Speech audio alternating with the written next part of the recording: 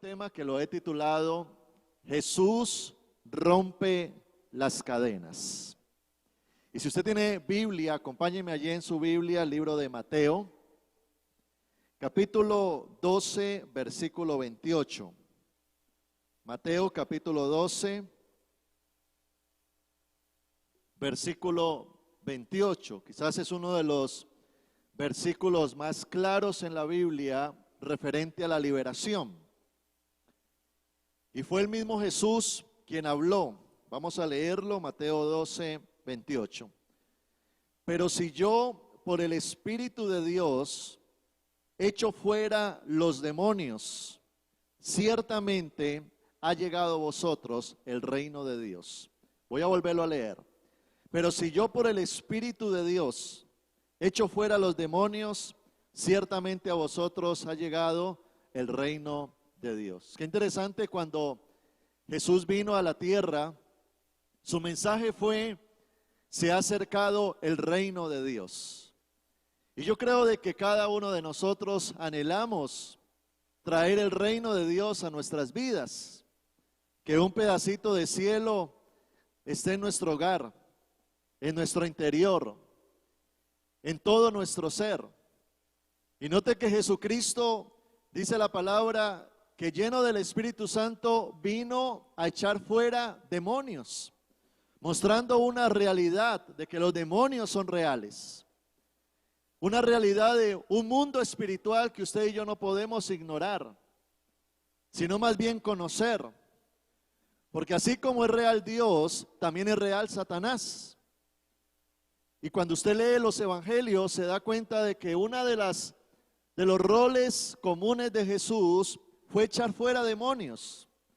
Ahora, cuando miramos el Antiguo Testamento, no vemos manifestaciones de echar fuera demonios en esa época, porque no es sino cuando Cristo llega con su autoridad y su unción que viene a libertar los oprimidos por el diablo.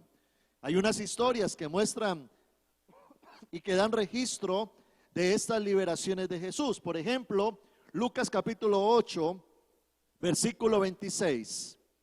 Habla del endemoniado gadareno. Dice la Biblia: y arribaron a la tierra de los gadarenos, que está en la ribera opuesta a Galilea. Al llegar él a tierra, vino a su encuentro un hombre de la ciudad endemoniado.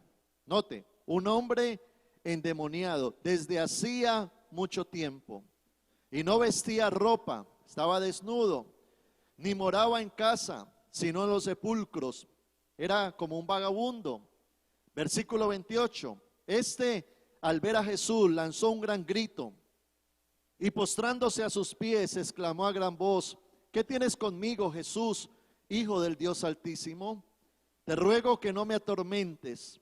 Porque mandaba al espíritu inmundo que saliese del hombre, pues hacía mucho tiempo que se había apoderado de él, y le ataban con cadenas y grillos, pero rompiendo las cadenas, era impelido por el demonio a los desiertos. Verso 30, y le preguntó Jesús diciendo: ¿cómo te llamas? Y él dijo: Legión, porque muchos demonios habían entrado en él. Aquí hay una evidencia de un hombre poseído por demonios. Y cuando responde a las palabras de Jesús, dice: me llamo Legión. La palabra legión era un término que se usaba en el Imperio Romano para identificar un gran grupo de guerreros romanos que estaban bajo un gobernante o un comandante. Algunos hablan de que eran 600, otros hablan de que eran 2000. Pero imagínese usted la cantidad de demonios que este hombre tenía. Y mire cómo se manifestaban los demonios en él. Lo tenían atormentado. Seguramente tenía su familia, tenía su casa, pero estos demonios lo habían sacado de su casa, lo habían sacado de su ciudad, de su entorno. Ahora se encontraba viviendo en las montañas, solo. Y dice que lo encadenaban de tal forma para detenerlo, porque algo que buscan los demonios es dañar a la persona, destruir a la persona, aún físicamente. Pero dice que era tan fuerte que rompía las cadenas. Oiga, esos demonios iban al gimnasio, tenían mucha fuerza y tenían a este hombre totalmente destruido. Pero aquí se muestra a un Jesucristo que aparece. Diga conmigo, Jesucristo apareció. Wow, nuestro libertador. Y dice la palabra que Jesucristo le ordenó a esta legión de demonios que saliera, y tuvieron que salir porque no hay demonio, no hay Satanás, no hay potestad demoníaca, no hay principado de las tinieblas que se resista al poder de Jesucristo nuestro Señor. Mire otra historia de otro hombre endemoniado. Mateo capítulo 17, verso 14 en adelante. Dice, cuando llegaron al gentío, vino a él, a Jesús, un hombre que se arrodilló delante de él diciendo, Señor, ten misericordia de mi hijo que es lunático y padece muchísimo porque muchas veces cae en el fuego y muchas en el agua. Ahora nos encontramos con un jovencito que tiene una posesión demoníaca y ha afectado su mente, lunático, demente. Y tremendo cómo el diablo entra y afecta todas las áreas del ser. Por supuesto el área espiritual, porque termina alejando a la gente de Dios. El alma, la mente, la voluntad. Hay muchas personas que se encuentran enfermos mentalmente a causa de posesiones demoníacas. En el psiquiátrico seguramente hay mucha gente que está así por posesiones demoníacas. No todos, pero sí muchos. Y este era un jovencito que dice que se tiraba al fuego, se tiraba en el agua. También Satanás buscaba destruir su vida, su futuro, su familia. Pero Mateo capítulo 17, verso 18, dice la Biblia, y reprendió Jesús al demonio, el cual salió del muchacho, y éste quedó sano desde aquella hora. Cuando uno lee la Biblia, por ejemplo, aquella mujer encorvada, enferma, va donde Jesús, y Jesús echa fuera al demonio, e inmediatamente el demonio sale, se reincorpora y queda sana. Y ese jovencito quedó sano en ese momento. La Biblia también habla de una mujer llamada María Magdalena. Lucas capítulo 8, versículo 2, dice la palabra, y algunas mujeres que habían sido sanadas de espíritus malos, perciba, espíritus malos y de enfermedades, María, la que se llamaba Magdalena, de la que habían salido, ¿cuántos demonios? 7. Es decir, que en la vida de María Magdalena habían 7 demonios. En alguna ocasión vi una película de Jesús y mostraban a María Magdalena. Y por supuesto, en la película la mostraban como una mujer loca, toda despeinada, deambulando por la calle, como demente. Pero apareció Jesucristo y Jesucristo la libertó. Y esa liberación produjo de que esta mujer se convirtiera en un instrumento grandísimo que Dios usó. De hecho, cuando se habla de la resurrección de Cristo, mire lo que dice Marcos capítulo 16, versículo 9. Habiendo pues resucitado Jesús por la mañana, el primer día de la semana, apareció primeramente a María Magdalena, la libre, de quien había echado 7 demonios. Y estas historias son tan fascinantes porque me muestran en primer lugar la realidad en que el mundo me ha dejado. No tenemos por qué sentir vergüenza, ni mucho menos temor. Tenemos es que ir a Jesucristo y entender de que la libertad es un derecho de todo hijo de Dios. La liberación es el pan de los escogidos. No tenemos por qué estar cautivos, oprimidos, porque para eso apareció el Hijo de Dios. Caras vemos, pero corazones no. Y es tremendo cómo vemos personas en la calle, normales aparentemente, pero viven tormentos internos a causa de ataduras demoníacas, de opresiones, terrores repentinos, no pueden dormir, no pueden tener paz, desesperación. Y sí, los vemos afuera, personas normales aparentemente, manejando una moto, manejando un carro, saliendo a trabajar, manejando un avión. Oiga, qué peligro un hombre endemoniado manejando un avión. Pero así están. Y allí es cuando entendemos la magnífica obra de Jesucristo en la cruz del Calvario. La Biblia dice en el libro de Isaías, capítulo 61, versículo 1, hablando de Jesús: el Espíritu de Jehová, el Señor, está sobre mí, porque me ungió Jehová, me ha enviado a predicar buenas nuevas a los abatidos, a vendar a los quebrantados de corazón, a publicar libertad a los cautivos y a los presos, apertura de la cárcel.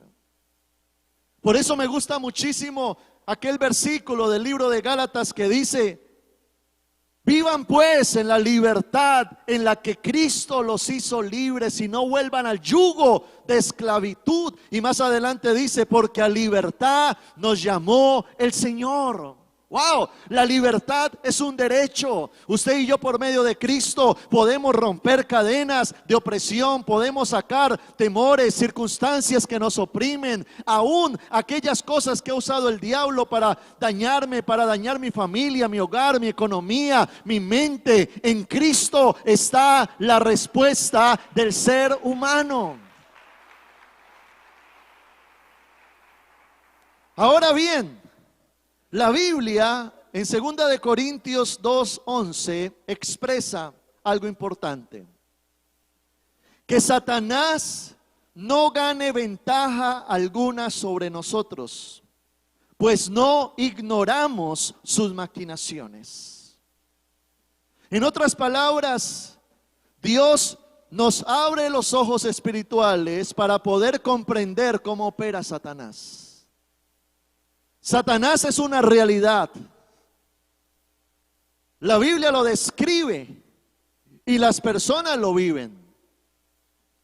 Cómo oprime, cómo daña, cómo ata, cómo maldice, cómo destruye. Pero nuestra tarea no es ignorar, sino conocer. El peor enemigo de un cristiano es la ignorancia. Porque usted y yo tenemos una verdad bíblica donde dice la palabra: y conoceréis la verdad, y la verdad te hará libre. Usted y yo tenemos al Espíritu Santo para que Él nos dé discernimiento espiritual, para comprender lo que antes no entendíamos, para entender la manera en que el diablo opera, actúa, lo que él busca, lo que él quiere. Por eso usted y yo, al ser cristianos, no solamente debemos de pelear por nuestra libertad, sino luchar para caminar en santidad. No volvernos presas fáciles del enemigo. Cerrar toda puerta para que el enemigo no venga a destruir mi vida, mi familia, a mis hijos, mis generaciones, mi economía, mi salud. Entonces la palabra de Dios dice: no ignoren las maquinaciones. Maquinar son las estrategias, las astucias, la malicia de Satanás. Dice la Biblia: no ignoren, porque si ustedes ignoran, él toma ventaja. Y allí es donde entonces la Biblia descubre a Satanás y lo muestra tal y como es. Hay una historia en la Biblia, en el Antiguo Testamento, que habla de un gran hombre de Dios que cayó en un pecado y abrió puertas a demonios. Este hombre se llamó David. David, el gran rey. En el libro de Salmos, capítulo 116, versículo 16, David expresa: oh Jehová, ciertamente yo soy tu siervo, siervo tuyo soy, hijo de tu sierva, tú has roto mis prisiones. Cuando David habla de prisiones, ¿a qué se refiere? Para conocer un poquito más la historia, tenemos que remitirnos allá, a aquel momento donde David fue llamado. Era un muchachito cuando el profeta Samuel va y lo unge como el futuro rey de su nación. Luego se enfrenta a Goliat, lo tumba, lo destruye, y luego a los 30 años es coronado como rey de Israel. En el tiempo del reinado de David, él tenía el respaldo de Dios, las bendiciones de Dios. El reino se extiende, crece, avanza. Pero parece que llega un momento de estabilidad y de tanta complacencia en David que entra a descuidarse. Ya tendría unos 50 años, cuando dice la palabra que un día, aunque el ejército está en guerra, él no sale a la guerra, manda a su ejército. Y él se levanta. Y entonces ve a una mujer bañándose a la vista de él desnuda. Y todos conocemos la historia que la Biblia muestra de David, de cómo David cae en un adulterio. Cómo David, luego por querer encubrir su pecado, manda a matar al marido de la mujer para quedarse con ella. Pero esa historia nos muestra la manera en que Satanás actúa para destruirnos. Y en esta oportunidad yo quisiera descubrir al diablo para que usted conozca a nuestro adversario. Y 3 cosas que usted debe de conocer de su enemigo.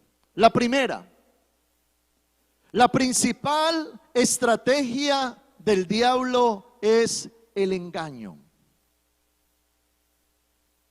En el segundo libro de Samuel, capítulo 11, verso 2, muestra cómo empezó el pecado de David. Segunda de Samuel 11:2. Dice la Biblia: sucedió un día, al caer la tarde, que se levantó David de su lecho y se paseaba sobre el terrado de la casa real, y vio desde el terrado a una mujer que se estaba bañando, pero no era cualquier mujer. Dice, la cual era muy hermosa. Entonces David se levanta ese día, tiene todo bajo control. Seguramente ha descuidado su vida espiritual. Seguramente ese día no hizo devocional. Seguramente esa situación lo cogió débil. Y ahora aparece severenda mujer bañándose en pelota. Y bien dijo Billy Graham, decía: usted no es responsable de la primera mirada, pero sí es responsable de la segunda mirada. Yo me imagino a David así como tipo tira cómica, muñequitos, los ojos. ¿Cómo? Y yo me imagino a David reaccionando: no. Uy, sí. Y ahí estaba la trampa del enemigo. Así como cuando el cazador le pone la trampa al ratoncito. El ratoncito no mira la trampa, el ratoncito mira el queso. David no estaba mirando la trampa, David andaba mirándole las nalgas a la mujer. Wow, Satanás es muy astuto. Él se va a meter por tu debilidad, porque Satanás sabe de dónde te sacó el Señor. Puede ser tu área sexual, como pueden ser tus emociones, como puede ser el alcohol o el vicio o las drogas. ¿Y cómo engaña el enemigo? Nos atrae. Aparentemente no es dañino, no es nocivo. Mi carne dice: wow, vamos con toda.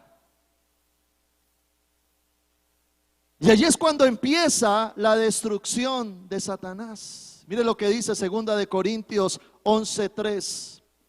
Pablo habla y dice: pero temo que como la serpiente con su astucia engañó a Eva, vuestros sentidos sean de alguna manera extraviados de la sincera fidelidad a Cristo.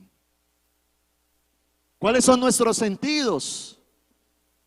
Nuestros ojos, nuestras manos, lo que oímos, lo que palpamos, lo que olemos. Y cómo Satanás actúa así desde el principio. Nunca el pecado va a parecer tan malo. Nunca el adulterio va a parecer tan malo. Nunca el negocio ilícito va a parecer tan malo. Pero cuando nosotros ya conocemos a Cristo, Cristo activa un don que se llama discernimiento. Entonces ya no vemos las piernas, vemos el demonio que está detrás de eso. Ya no estamos viendo el negocio ilícito, vemos la prisión que está detrás de eso. Porque Dios nos lleva a abrir nuestros ojos espirituales. ¿Cómo se abren los ojos espirituales? Precisamente la Biblia dice: y conoceréis la verdad. Cuando usted conoce la verdad, el engaño no puede entrar. ¿Cuál es la verdad? La palabra de Dios. Usted y yo hemos recibido al Espíritu Santo para que se activen en nosotros los dones espirituales. Usted y yo hemos recibido la fortaleza de Dios para comprender ahora la gravedad del pecado y el plan satánico. Él nos ha dejado la palabra, Él nos ha dejado su Espíritu para que usted y yo caminemos en victoria y no nos dejemos engañar por las mentiras de Satanás. ¿Cuánto le dan la gloria al Señor?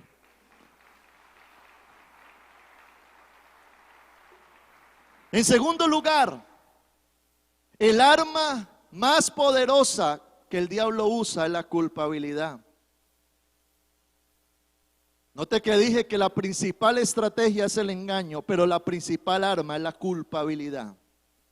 Ahora David cayó en la trampa, adulteró, cometió homicidio, y ahora Satanás suelta un demonio para culpabilizarlo. Él es el acusador de nuestros hermanos, dice la Biblia, y ahora Satanás viene para querer destruir la vida de David. Salmos 51, versículo 3. David expresa y dice: porque yo reconozco mis rebeliones y mi pecado está siempre delante de mí. Tremendo lo que hace el diablo. El diablo envía esa culpabilidad para recordarte tu error, para recordarte que pecaste, para recordarte que eres indigno, para descalificarte, para hacerte inmerecedor. Y cuando aquella persona que ha pecado quiere reaccionar, quizás quiere decirle: Señor, ayúdame, la culpa le dice: cállate, hipócrita. Y la Biblia habla de un tiempo de tormento que vive ahora David. Porque el pecado al principio parece inofensivo y placentero, pero detrás del pecado hay destrucción. Y ahora David entra en una condición de tormento, temor, delirio de persecución, postración, quebranto. Dice el Salmo 32, versículo 3: mientras callé, se envejecieron mis huesos en mi gemir todo el día. Y lo peor que puede cometer una persona es que en esas condiciones de postración, de tormento, se van, es que para donde un brujo. Es que no puedo dormir, es que tengo espantos nocturnos, es que, y se van donde el brujo, y llegan a donde el brujo, y allá los demonios se chocan las manos. Hola, ¿cómo estás? Hace tiempo no te veía, ve. Y allá el demonio del brujo: hola, parcero, venga para acá. El único que tiene el poder de liberar a alguien se llama Jesucristo. Que a usted le quede muy claro eso. Ahora, ¿cómo se contrarresta la culpabilidad? ¿Cómo logró David salir de la culpabilidad? ¿Sabe cómo? Con un genuino arrepentimiento. La Biblia en Proverbios capítulo 28, verso 13, dice la palabra: el que encubre sus pecados no prosperará, mas el que los confiesa y se aparta alcanzará misericordia. Arrepentimiento es una confrontación con mi pecado. Dice la Biblia que Dios no desprecia un corazón contrito y humillado. Contrición es cuando yo vuelvo una piedra polvo, un corazón duro, sensible. Y ahora me quebranto delante de la presencia del Señor y le digo: Señor, yo reconozco mi pecado. David vive una experiencia de arrepentimiento genuino, de confrontación. Y nosotros percibimos el arrepentimiento de David como algo genuino. ¿Sabe cómo? Porque nunca más la Biblia habla de otro pecado, de adulterio en la vida de David. Un verdadero arrepentimiento va más allá de las lágrimas. Un verdadero arrepentimiento produce cambios en la vida de la persona. Y cuando eso pasa, entonces la misericordia de Dios viene sobre las personas y la culpabilidad es echada fuera en el nombre de Jesús. Y en tercer lugar, la mayor fortaleza del diablo es su perseverancia. Yo estoy convencido de algo, y es que David no cayó de la noche a la mañana. Seguramente el diablo venía operando hace rato en su mente, en su corazón, menguándolo en su vida espiritual. Porque Satanás es más perseverante que fuerte. Por ahí hay un dicho muy común que dice: más sabe el diablo por viejo que por diablo. Realmente Satanás es un ser destruido por Cristo ya en la cruz del Calvario. Él anda malherido. Está esperando ya su destrucción final, descrita en Apocalipsis.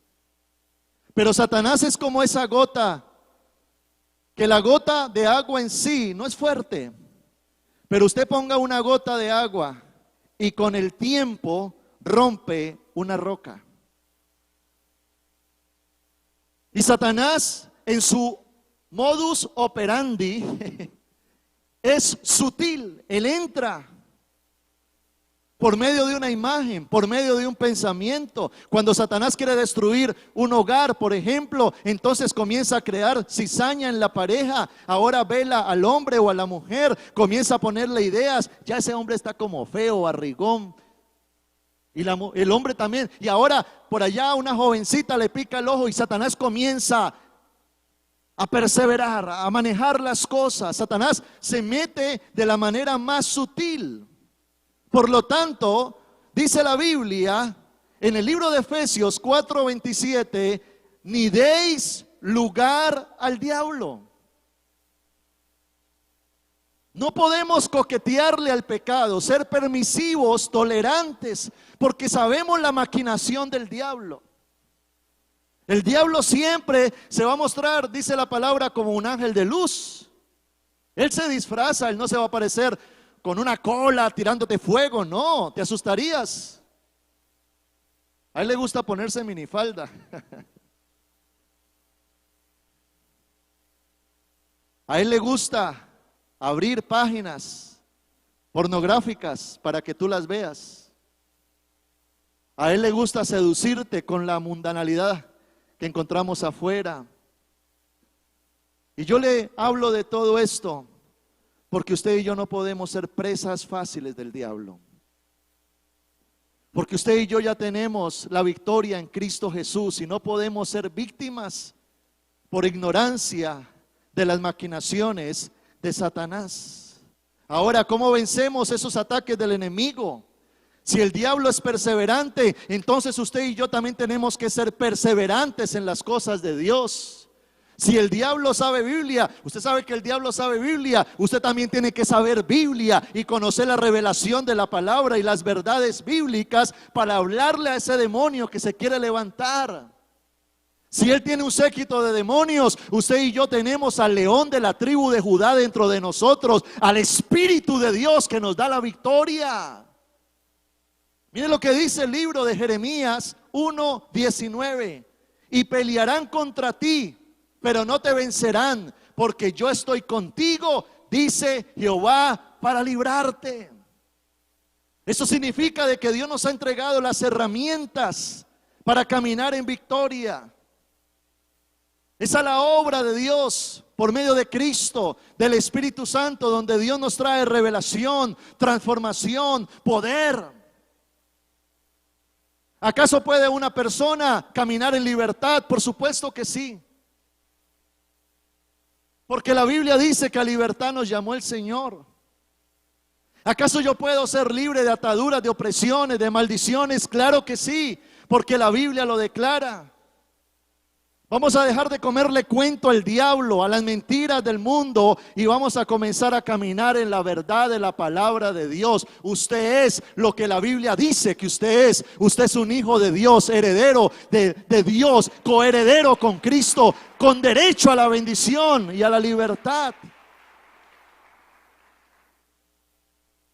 ¿Puede una persona caminar en libertad? Por supuesto que sí. Y aquí nos encontramos con un Dios que nos toma de la condenación del pecado. Sí. Pero Dios nos limpia y nos purifica. Si usted siente como cristiano que hay ataduras en su vida, busque ayuda, busque liberación, busque restauración, vaya por su libertad. Si usted siente que el enemigo está usando cosas de su pasado para atormentarle, vaya a la presencia de Dios y pelee su libertad. Entienda que el enemigo, ¿qué busca? Destruirnos, destruir nuestra vida, nuestras generaciones.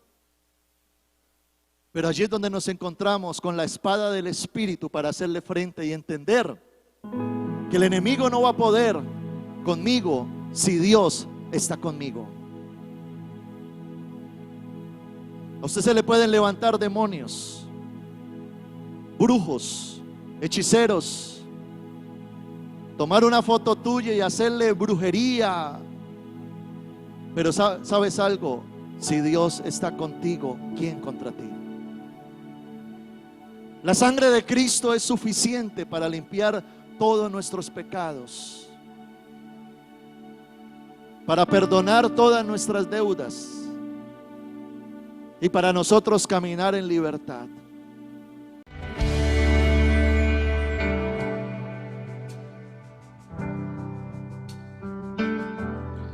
Hola, soy el pastor Samuel Díaz y me alegra grandemente que hayas recibido esta palabra de edificación para tu vida. Si quieres continuar recibiendo estas predicaciones, puedes suscribirte a nuestro canal en YouTube.